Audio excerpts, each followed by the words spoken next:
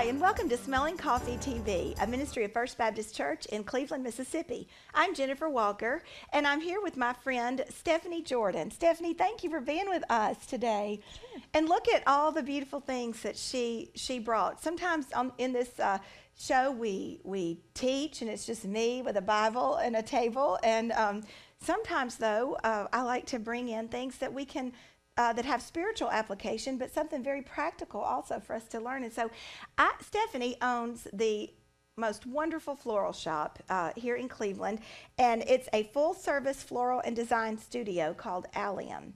And I think this has been a dream way before you started. I know she had shared with me that this was a dream of hers to have just a beautiful high-end florist. And the thing that makes Stephanie unique is all of her unique things she does with flowers. And that is what she's here to show us today, is how we can take what you've got and spruce it up a little bit and make something beautiful. So I'm just going to turn it over to Stephanie, and she's just going to start telling us about what she's brought with her and how you and I can do the same thing. And this is going to play before the holidays, and then and again probably in the new year.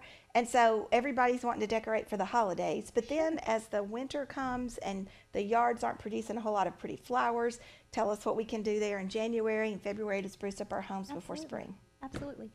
My goal for bringing these containers today is just to kind of change your perspective on how you look at something. You might see this and think, oh, well, this is for vegetables and for canning or for storing flour or sugar or something like that in my cabinet.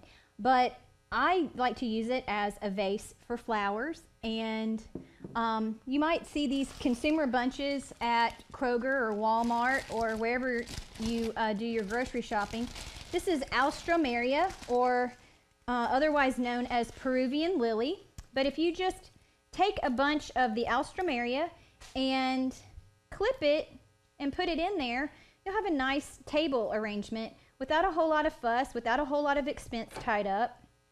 Take your snips, scissors, knife, yard clippers, cut the stems at an angle, and then you can just put them down into the mason jar.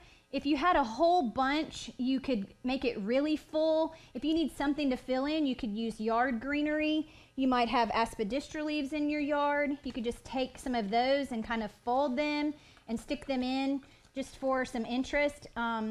You can staple these down if you want to. You can use transparent tape to staple them down to get them to stick together.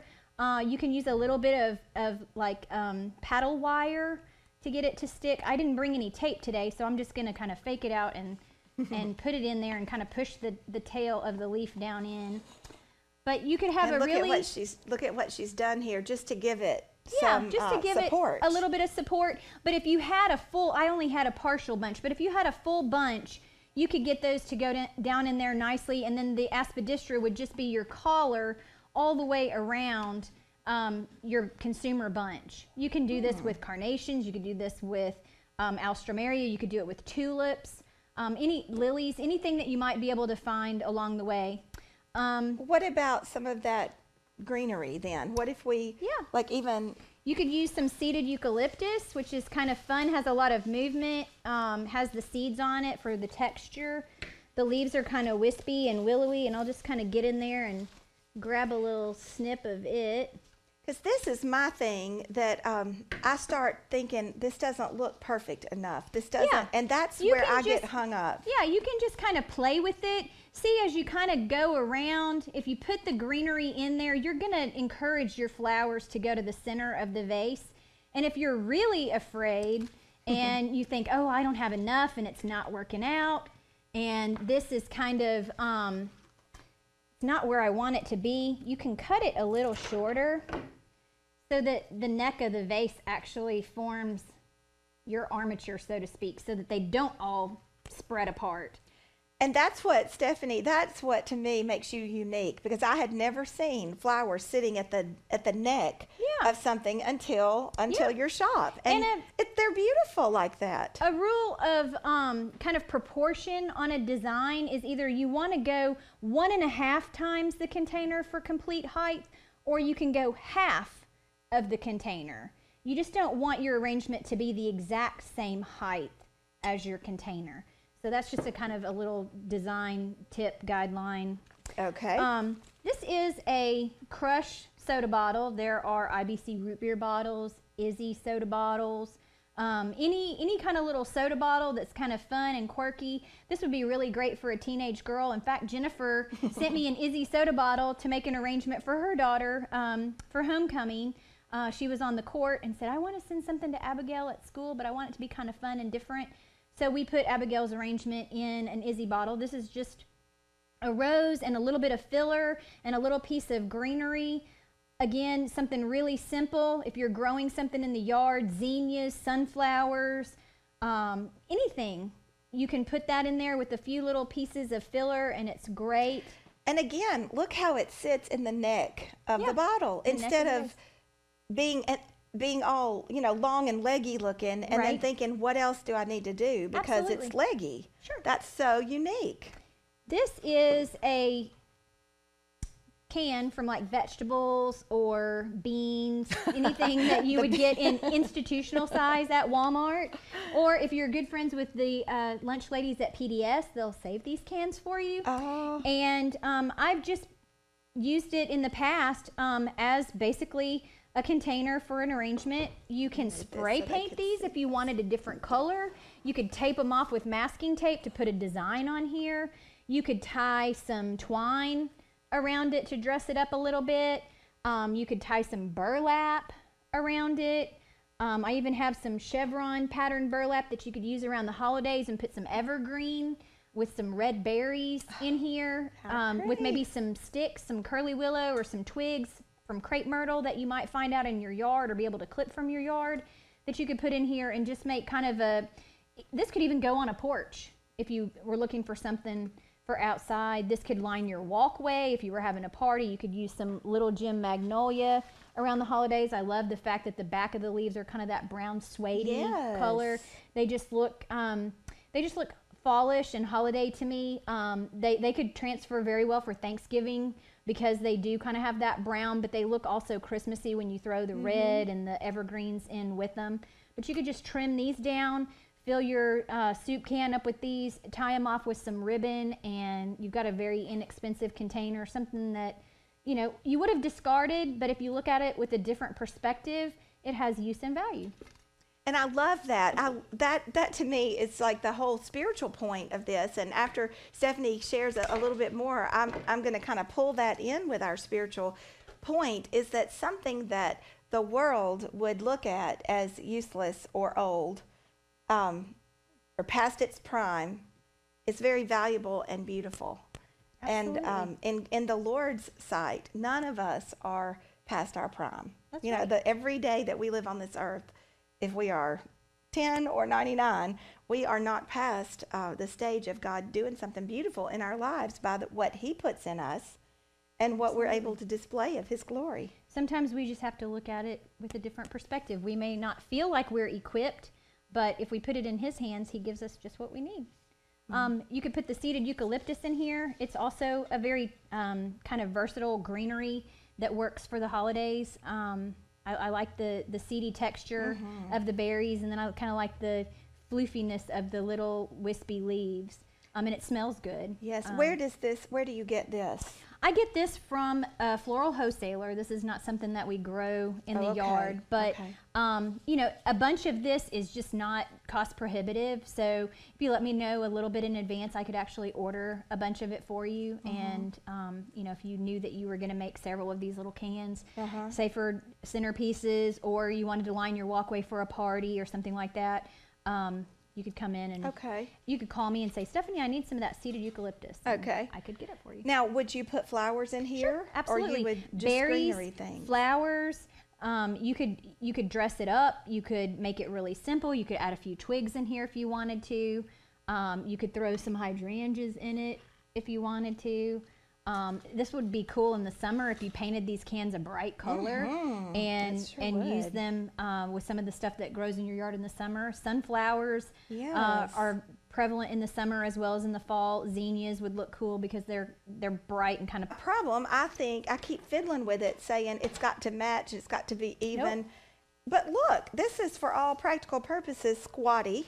Yep. And out of shape, but Right. it's beautiful. And it's basically some things that, that's just a piece of the magnolia that we might have just discarded, because the ends are kind of cut. But if you keep poking, you'll find this is Spider-Man grevillea. It's a kind of a unique, different foliage and flower, and you can just kind of plug that in there. It kind of looks like Christmas candy to me, that ribbon candy, It the does. old-fashioned.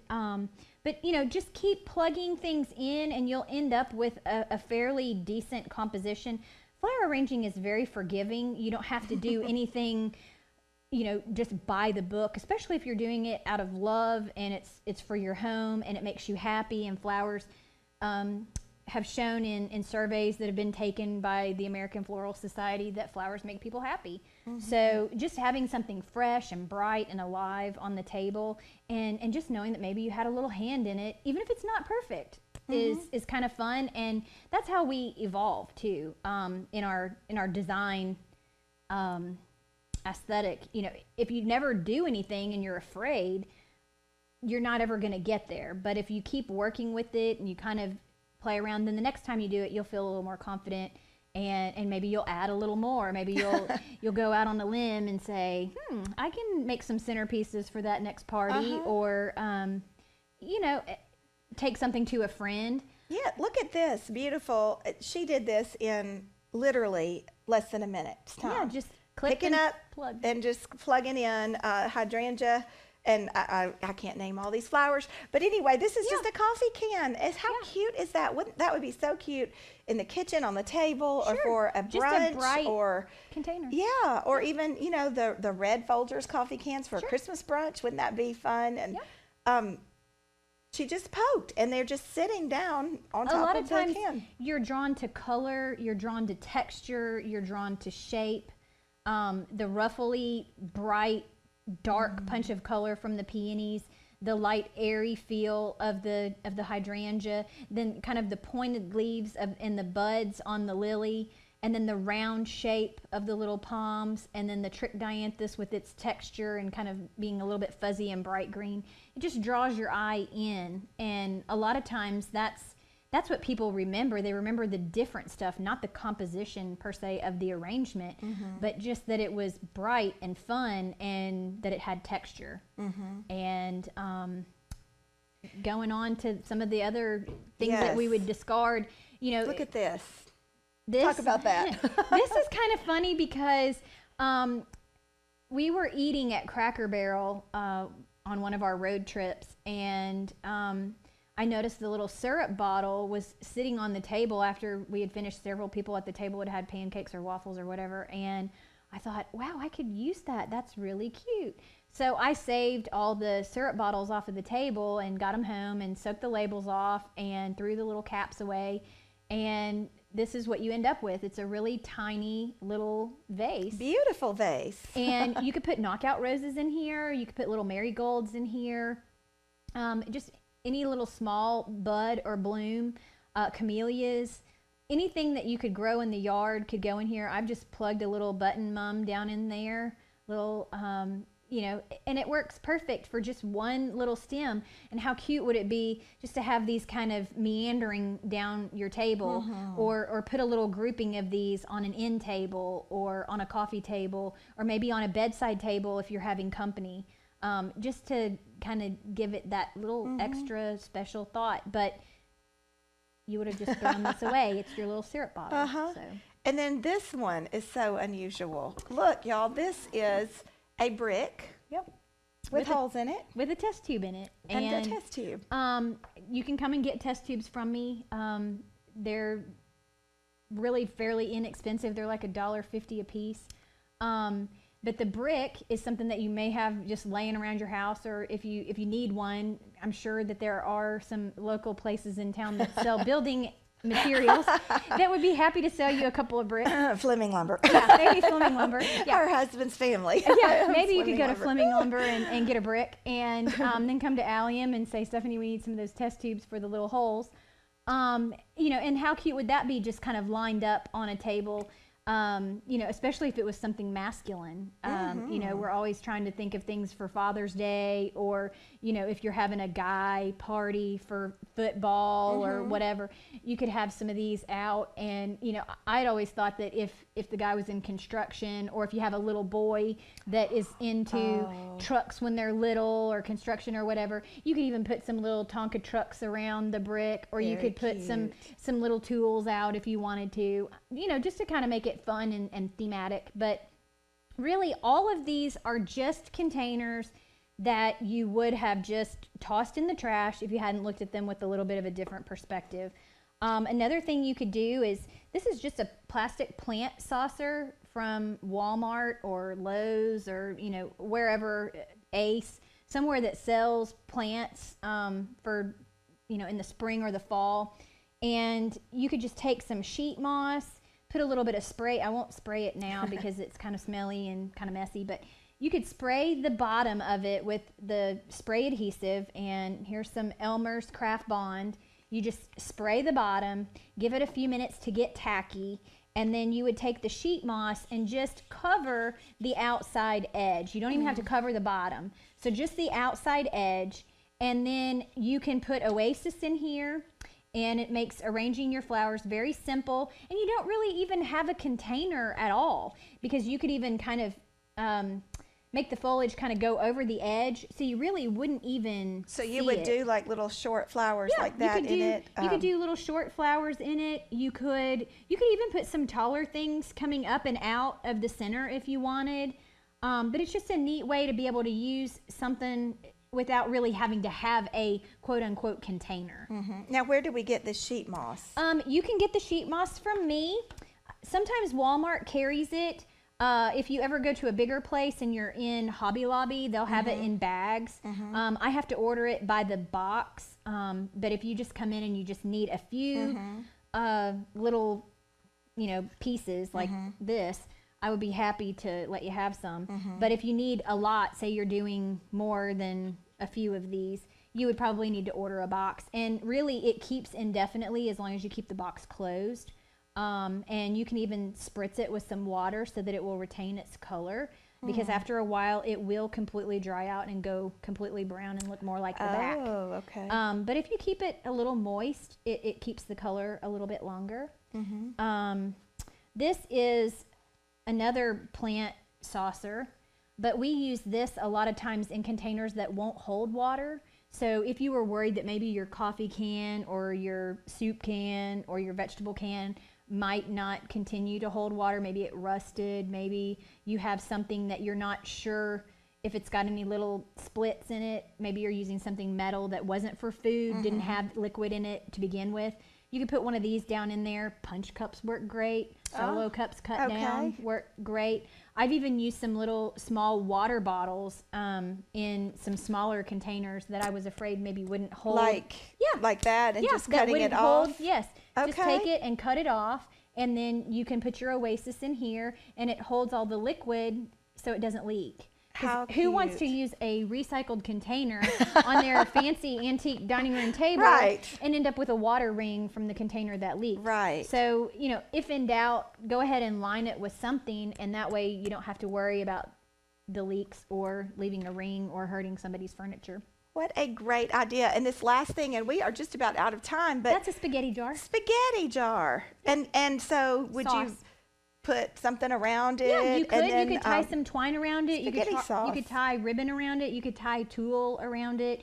You could even tie something around the center. But you could do the same thing with it that we've done with some of these other containers. You could take these and stick them in there, and, you know, put those down the center of a table. I always like to work in odd numbers, either in 1, 3, or 5 down the center of a table. But you can always, you know, kind of marry some different things together. Like you could use the spaghetti jar and the little syrup bottle and the crush bottle if you needed a little threesome pair. You know, it's just kind of taking what you have, looking at it in a different way, saying, I like the shape of this. I like the color of it. I like what I can do with it. I like the fact that it doesn't cost me any extra money. And I can go and get some cool flowers, and I'm not a flower snob. I know that everybody rolls through the grocery store or yeah, I through wanted you Walmart. to tell them that because that's another thing I love about her. She says you can get grocery store flowers and do this. Absolutely. But she also has some very unique flowers you can't get at a grocery store. Absolutely. And so, we're not trying to like just promote her shop, but I'm just telling you. Just fun thing, and certainly don't discount the things from your yard. Everybody probably has some pit, or maybe you have a friend that has some pit. This would be pit, and it looks great plugged into an arrangement, and you could just tuck some of it down in there, and its color and the fact that it's variegated kind of shows up. This is another, let me dig in my bucket here. This is another thing that you probably have growing in your yard. Works out great at the holidays because it's kind of, I'm going to drop this on the floor. Okay. It's kind of silvery and kind of powdery looking, but it kind of looks like kind of snowy and kind of wintry. It sure does. But yet it also looks really kind of lush and antique-y when you pair it with pastels. So a lot of brides like it for wedding work, but I like it paired in with, I'm going to move this so they can see what you're doing there. Some kind of wintry looking stuff. Yes. I haven't gotten any of my Christmas foliages in yet, but it works well with the evergreens and berries, and berries and things like that. So in fact, I would encourage everybody to grow just a little bit of Dusty Miller in their yard so you can play with it inside. Not that it looks great in the flower bed outside, which it does, but so you can cut it and bring it inside and put it in your arrangements inside. And then, of course, I did talk about the aspidistra. Everybody probably has a friend or knows somebody that has some of this leaves that you could clip, and fern leaves would do this in the summer, fern leaves wouldn't it? Absolutely. And then I've got one other guy that's really hiding down in here. I think all the stems might have punctured him because the stem is short. But this is a fatsia leaf, and this is actually a variegated fatsia leaf, but we have a lot of the green fatsia in town. And my motto is maybe you ask for permission, but if you don't feel comfortable doing that, you can ask for forgiveness later if you go and pick a few from somebody's yard or off of somebody's bush. But anyway, you can use this in the container just to kind of come out of the side, and it just adds a little bit of fun to the container. You can also cut it too, so that it has a little bit of a different shape. You can cut some of the points off of the leaves. Oh, wow. And stick it down in. Thank you so much. I wish we had more time just to keep going, because maybe you'll come back and do something in the spring. Maybe so. But just the point that using what you have is such a spiritual truth, that we are equipped in Christ Jesus for every good work that we have. And in him, we have so many treasures that he puts in us. And my jar might look like this, and you might feel like your jar looks like that. Sure. But the beauty is that he takes each of us as different as we are, and he, with the gifts that he has given us, makes something beautiful out of our lives. And an old coffee can, a brick with a test tube in it, an old syrup bottle, a soda bottle, a vegetable, green bean gallon can. These things are things that have transformed before our very eyes into something beautiful. And that's the very same thing that the Lord does with us. We are not forgotten. He has not discarded us. He does not look at us and toss us away because there's somebody newer and shinier around the corner. He encourages us to be who we are in him and let him fill us, and he will be Christ who empowers me. And when we look around and compare ourselves to other people and we feel discontent with who we are and what we have and what we might look like, we have got to remember that if we have Christ in us, we have the potential to be beautiful vessels for him. And just as God gifted Stephanie with just the talents to come and know what to do with these flowers and these old containers to make something beautiful, God has that talent and that gift. He knows what to do with your life. And I just want to encourage you, to remember that he has not given up on you. And so that is our spiritual takeaway from this, and I cannot wait to go home and go through my yard and look through my cans. I'm a collector of cans and things. My family will say, Mom, why are you saving that bottle? But it's for this very purposes. Absolutely. Absolutely. You never know when you might need it, and it might be just the right thing. That's right. Well, thank you for sharing with Absolutely. us, and thank you for joining us today. If you have missed other Smelling Coffee episodes, you can find us on YouTube. Just Google Smelling Coffee TV, and that will pop up in YouTube. And I'd love for you to visit with me more on my blog, smellingcoffee.com, and to find out what's going on at First Baptist Cleveland. We have lots of wonderful things going on here at our church. We'd love for you to be a part of. It's underthesteeple.com. Thank you for joining us today. I hope you'll join us again. And in the meantime, I am praying for you that you will let the Lord decorate your life, and that you will be free to celebrate who you are in Christ Jesus, something beautiful and never anything ready to be discarded. God bless you.